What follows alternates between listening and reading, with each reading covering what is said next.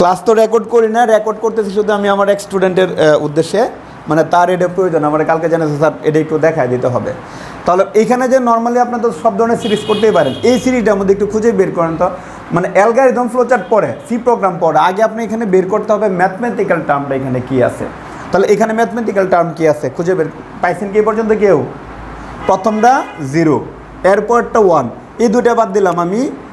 এইখানে যে 1 হয়েছে, এই 1 কীভাবে হয়েছে? এই দুটোর সংখ্যার যোগফল কিন্তু এই 1, বুঝতে পারছেন? এরপরে যখন 2 হয়েছে, 2 কীভাবে? এই দুটোর সংখ্যার যোগফল কিন্তু 2।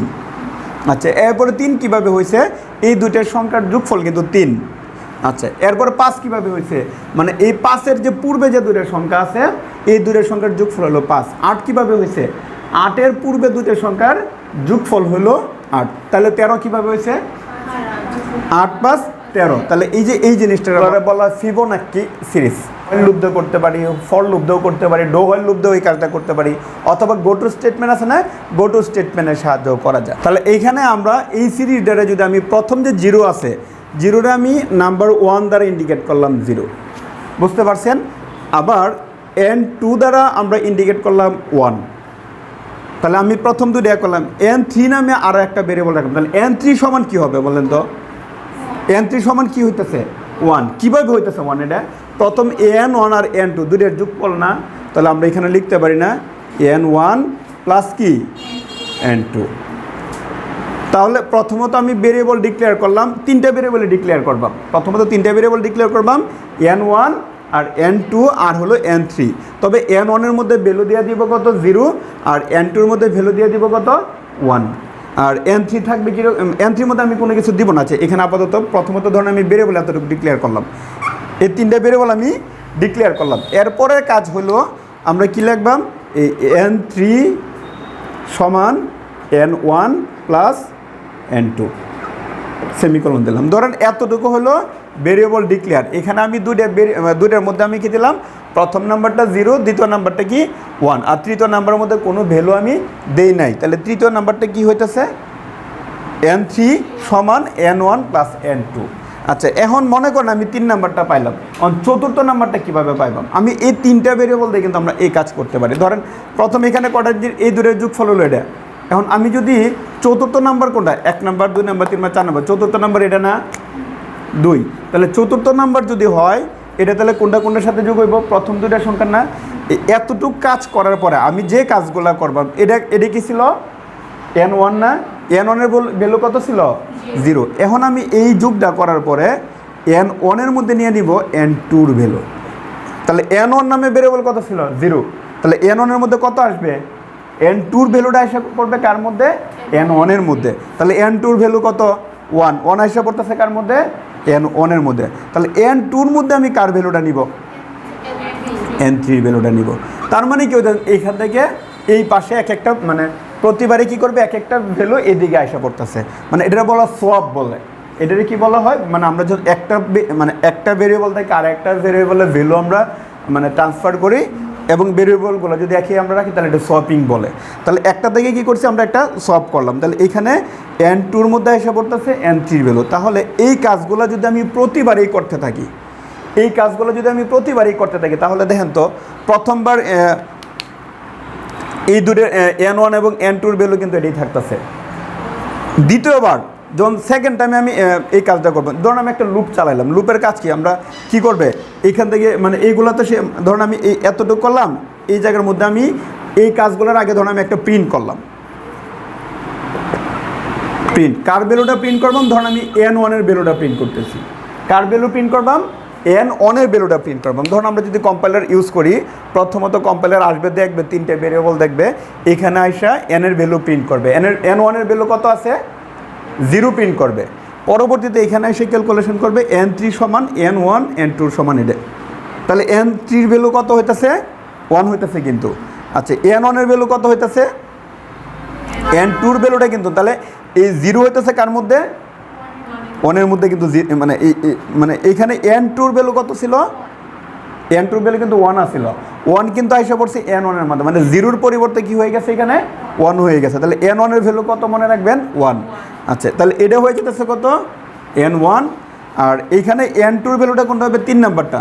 তাহলে এই যে এইখানে যেটা আমরা ক্যালকুলেশন করে রাখছিলাম N3 ভ্যালু, এই ভ্যালুটা এসে পড়তেছে কার মধ্যে? N2 মধ্যে কিন্তু। বোঝা গেছে? আচ্ছা, এখন তাহলে এতটুকু হলো। পরবর্তী যখন আমি এই কাজটা করার পরে লুপ আবার এখানে আমি নিয়ে যাব, এখানে গিয়ে কী করবে? আবার প্রিন্ট করবে N1 এর ভ্যালু। তাহলে প্রথমবার N1 এর ভ্যালু কত প্রিন্ট করছিল? 0। দ্বিতীয়বার যখন আমি লুপটা এখানে ঘুরে আসবে, N2 ভ্যালু, N1 এর ভ্যালু কত আছে? 1। তাহলে এখানে কত প্রিন্ট করবে? 1 প্রিন্ট করবে। বোঝা গেছে? 1 প্রিন্ট করার পরে আবার N3 ক্যালকুলেশন করবে। N3 সমান কী হবে? N1 এর ভ্যালু কত ছিল? এটা ছিল। আর N2 এর ভ্যালু কত ছিল? এটা ছিল। দেন প্রথমবার এটা ছিল N1, এটা ছিল N2, এটা ছিল কি? N3। দ্বিতীয়বার যখন লুপটা ঘুরে আসবে, এটা হবে কত? N1, এটা হবে N2, আর এটা হবে কত? N3।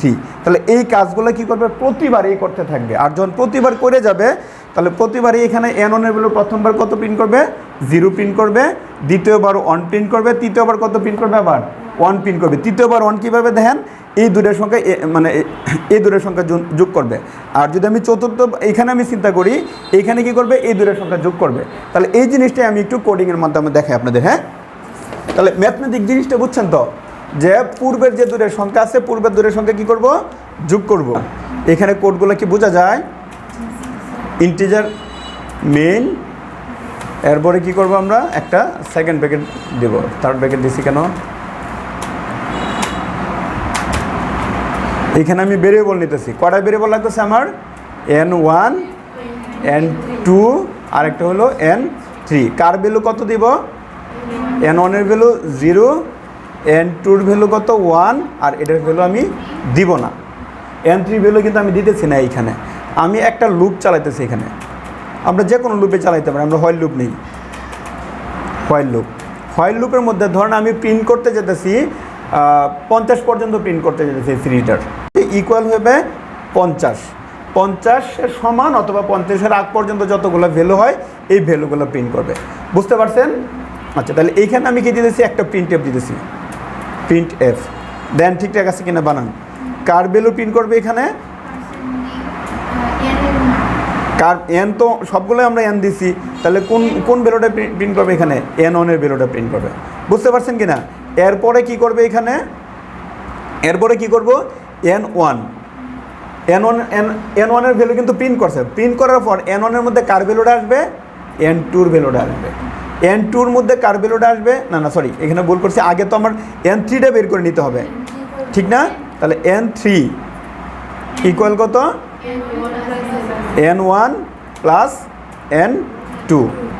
এরপরে কী হইতেছে? N1 এর মধ্যে N2 এর ভ্যালু আসতেছে, N2 এর মধ্যে কার ভ্যালু আসতেছে? N3 এর ভ্যালু আসতেছে। তাহলে এই কাজটাই কিন্তু হইতেছে। তাহলে কম্পাইলার কী করবে? প্রথমত এখানে আইসা দেখবে ওই যে তিনটা ভেরিয়েবল আছে, দুটার মধ্যে ভ্যালু আছে, একটা ভ্যালু নাই।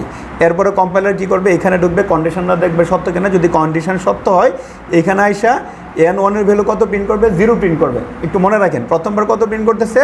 0। এখানে আইসা N3 সমান কত করতেছে? N1 আর N2, মানে 0 আর 1 যোগ করতেছে। যোগ করে কত হইতেছে? 1। কার মধ্যে না জমা করতেছে? N3 এর মধ্যে। আচ্ছা, এরপরে কি করতেছে? N1 এর যে N2 এর যে ভ্যালুটা আসছিল, ওটা কার মধ্যে এসে পড়ছে? N1 এর মধ্যে। N2 এর মধ্যে কত আসছিল? 1 আসছিল। 1 এসে পড়ছে কার মধ্যে? N1 এর মধ্যে। আর N3 দুইটা যোগ করে কত হচ্ছে? 1ই হয়েছে। এই 1টা কার মধ্যে আসছে? N2 এর মধ্যে আসছে। আইসা পর আবার এখানে যাবে, যা N1 এর ভ্যালু কত প্রিন্ট করবে? N1 এর ভ্যালু কিন্তু 0 আছে। 0 থেকে চেঞ্জ হয়ে কত হচ্ছে? 1 হয়েছে। 1 প্রিন্ট করবে। তাহলে N1 এর ভ্যালু কত আছে এখন? 1। এইখানে এসে N1 এর ভ্যালু কত? 1। আর N2 এর ভ্যালু কত? 1 কিন্তু দ্বিতীয়বার। তাহলে 1 আর 1 যোগ করলে কত হচ্ছে? 2। এটা কার মধ্যে যাবে? N3 এর মধ্যে। মানে এইভাবে প্রতিনিয়তই কিন্তু এই কাজটা করে যাবে। আমি যদি প্রোগ্রাম রান করি, তাহলে দেখেন কি করতেছে। 1, 1, 2, 3, 5, 8, 13, 21, 34, মানে 34 পর্যন্ত প্রিন্ট করতেছে। 34 কেন দেন তো? ঠিক আছে কিনা? আচ্ছা, কারণ 50-এর পূর্বে পর্যন্ত আমরা যেহেতু বলছি, তাহলে এখানে 50-এর পূর্বে পর্যন্ত কিন্তু এটি 34-এর পরের যে সংখ্যাটা হবে কি? 21 আর 34, এই দুটো মানে 21 আর 34 যোগ করে কত হবে? 55 হবে। তার মানে 50-এর ছোটো এটা। এখন মনে করেন আমি এখানে 50 দিছি, যদি আমি 55 দিতাম তাহলে কি হতো? দেন 55 পর্যন্ত প্রিন্ট করছে। এখন আমি যদি মনে করেন যে এইখানে আমি 500 দিতাম, তাহলে দেন একটাকে কিন্তু যতগুলো সংখ্যা আছে 500 পর্যন্ত ফিবোনাকি সিরিজের, এই সবগুলো ফিবোনাকি সিরিজ কিন্তু প্রিন্ট করছে। দেন তাহলে 500 পর্যন্ত কিন্তু বেশি না, কয়েকটা সংখ্যা কিন্তু বুঝতে পারছেন? এটা যদিও আপনাদের আসার সম্ভাবনা খুবই কম, এটা আবার যশোর বোর্ডে কিন্তু এটা আসতে পারে। যশোর বোর্ডে যেহেতু এর আগে প্রাইম নাম্বার দিছে, এবার যদি যশোর বোর্ডে আসে একটু কঠিন কিছু, এটা আপনাদের যশোর বোর্ডে আসতে পারে। আর যদি ঢাকা বোর্ড মনে করে না আমরা একটু যশোর বোর্ডে থেকে অ্যাডভান্স হয়ে যাই, তখন এটা আপনাদের লেভেলে দিতে পারে। এখন আপনি এটা ফ্লো চার্ট কীভাবে করবেন, একটু ফ্লো চার্ট চিন্তা করেন তো। তাহলে প্রথমে এখানে কি কোনো কিছু ইনপুট নিতে হইতেছে? আচ্ছা, না এখানে তো বলা হয়েছে ফিবোনাকি নাম্বার কত পর্যন্ত, আপনার বলে দিছে 500 পর্যন্ত, তাহলে তো ইনপুট নিতে হইতেছে না। কিন্তু যদি বলতো যে n সংখ্যক পর্যন্ত, তাহলে কিন্তু আমার এখানে ইনপুট নিতে হইতো। আবার n সংখ্যক বলতে কি দুইটা জিনিস আছে। ধরেন আমি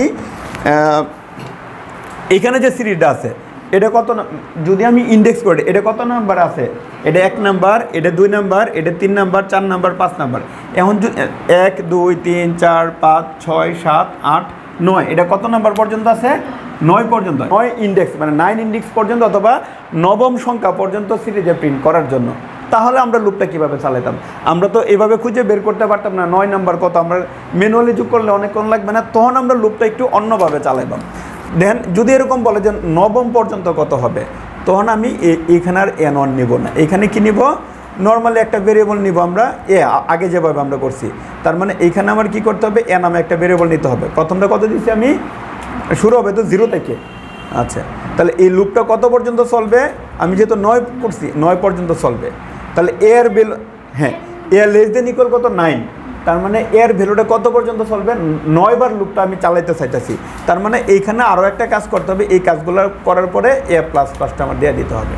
বুঝতে পারছেন? তাহলে এর ভ্যালুটা আমার কী হলো, আমার চেঞ্জ হলো। তাহলে আমি যদি প্রোগ্রামটা রান করি, দেখেন নবম নাম্বারে কত 21 আসলো, তাহলে একটা বেশি করছে। এখানে আমাদের এখানে কত দিছে না, 0 দিছে না, এখানে 1 থেকে শুরু করতে হবে আমাদের। এখান থেকে যদি আমি 1 থেকে শুরু করি, তাহলে দেখেন 0 থেকে ওই 21 পর্যন্ত কিন্তু আমাদের প্রিন্ট করছে। বুঝতে পারছেন? যদি বলে যে এতগুলো সিরিজ প্রিন্ট করার জন্য, মানে ফিবোনাকি নাম্বার এতগুলো প্রিন্ট করার জন্য, অথবা যদি বলে আপনাদের বইয়ের মধ্যে প্রশ্ন কীভাবে আসছে দেখছেন বিভিন্নভাবে, যদিও এটা এখন পর্যন্ত কোনো পরীক্ষা আসে নাই, আসছে কি কোনো পরীক্ষা আসে নাই? আচ্ছা, তাহলে সমস্যা নাই। তাহলে বুঝতে পারছেন তো? তাহলে এখানে আমরা কি করব, একটা হোয়াইল লুপ চালাবো। আমরা এতে দরকার নাই, এখানে আমরা n1-এই রাখি। আর যত পর্যন্ত মানে কত পর্যন্ত প্রিন্ট করবে, যদি এরকম যদি আমি 100 পর্যন্ত প্রিন্ট করতে চাই, তাহলে এখানে কত দিয়ে দিব, 100 দিয়ে দিব।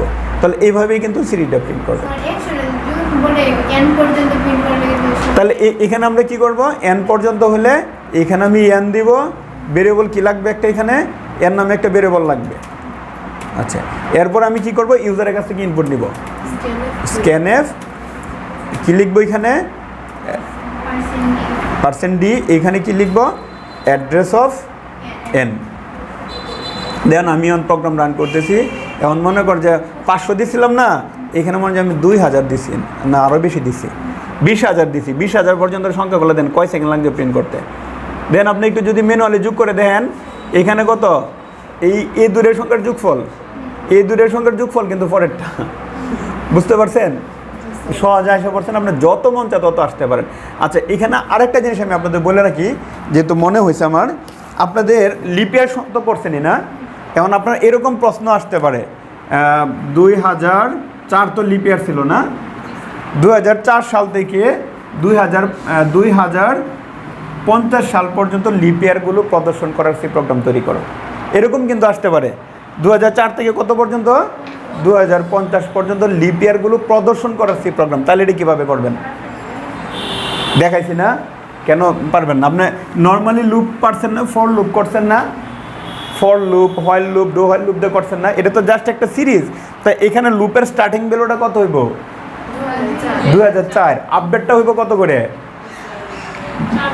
4 করে আপডেট হবে। বুঝতে পারছেন কি? আপনি একটা ফর লুপ দিয়ে যদি করেন, আপনি এ নেন, আই নেন, যাই নেন, ওটার স্টার্টিং ভ্যালু কত হবে, 2004। আর কন্ডিশন হবে কত, এ লেস দেন ইকুয়াল কত, 2050। আর আপডেটটা কীভাবে হবে, এ প্লাস ইকুয়াল কত, 4। বুঝতে পারছেন কি না? এখন যদি বলে 500 সাল থেকে, 500 সালের লিপিয়ার কিনা আমরা জানি না, সম্ভবত 400 সাল লিপিয়ার, ওই 400 থেকে মানে 2050 পর্যন্ত, তাহলে আপনি কি শুরু করবেন কোনটা, এই 400 দেওয়া শুরু করবেন, বুঝতে পারছেন? এখন যদি আবার এরকম বলতো যে এটা কত সাল, 2024 কিন্তু লিপ ইয়ার, এই 2024 সাল থেকে এই একবারে 400 সাল পর্যন্ত, মানে 2024 সাল থেকে পিছনে, অথবা বলতে পারে 2024 সাল থেকে মানে প্রথম খ্রিস্টাব্দ যখন শুরু হয়েছে তখন পর্যন্ত কোনগুলো লিপ ইয়ার এগুলো প্রদর্শন করার জন্য। তখন আমরা কি করব, তখন কি করব বলেন তো? তাহলে কি করবে, এটার লুপটা কি কমবে না? তাহলে আমি এই লুপের ভিতরে এর ভ্যালু কত দিব, শুরু হইতেছে কত থেকে, 2024, আর এখানে কি দিব, এ লেস দেন ইকুয়াল না greater than equal, greater than equal কত দিব, 1 এর থেকে, মানে 1 এর থেকে যদি বড় হয় তখন এই লুপটা চলবে, 1 এর থেকে কমলে তো চলবে না। এখানে সেমিকোলন দিয়ে কি দিব, এ মাইনাস ইকুয়াল কত 4, বা পরে খালি আর মানটা প্রিন্ট করে যাবেন, এরকম আসতে পারে। একবারে যে বইয়ের মধ্যে যা আছে হুবহু আসবো তা কিন্তু না, এই প্রোগ্রামিংগুলো একটু ভিন্নভাবেই আসবো।